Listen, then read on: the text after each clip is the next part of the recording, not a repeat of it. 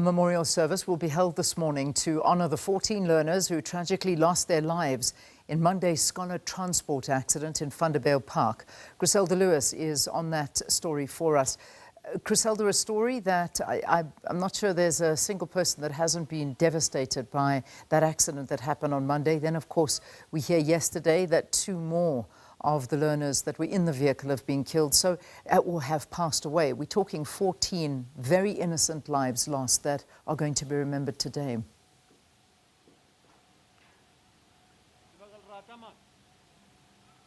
Well, absolutely tragic, Leanne, and it certainly is a tragic accident that sent shockwaves throughout the country. And here this morning, we're expecting a mass memorial to take place here in Sebokeng.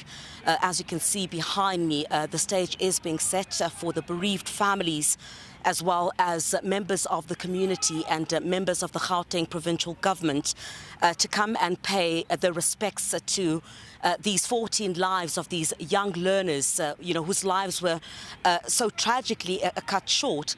And this memorial service, mass memorial service, Leanne, is taking place just a day, you'd recall, after the day the man who was accused of murdering them, who is Ayanda Dludla, appeared in court abandoning his bail. You recall, of course, he had been facing charges of culpable homicide.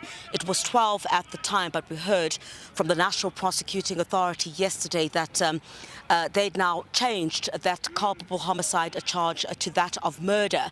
And then we also heard yesterday that, as you indicated in your intro, sadly, 2 more learners lost their lives. So we're expecting this morning to be incredibly emotional. We're expecting the memorial service to get underway at 11 o'clock this morning.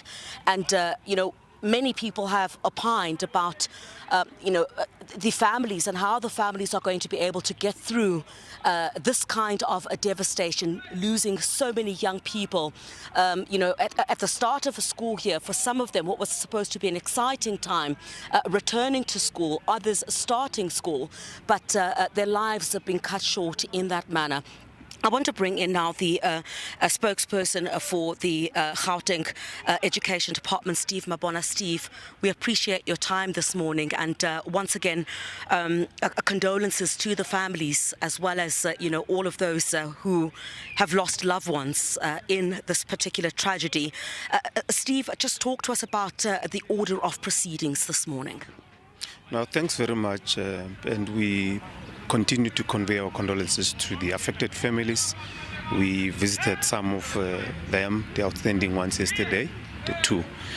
Look, it's a memorial service, like as you have indicated. We are celebrating lives of our children, and know that there's about 6 schools that are affected here.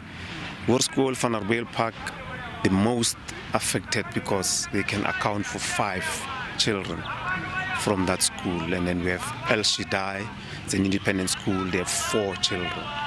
Other schools then have 1. So it's a celebration. That's why we then opted to celebrate them today, and also to opt for a joint funeral on Sunday.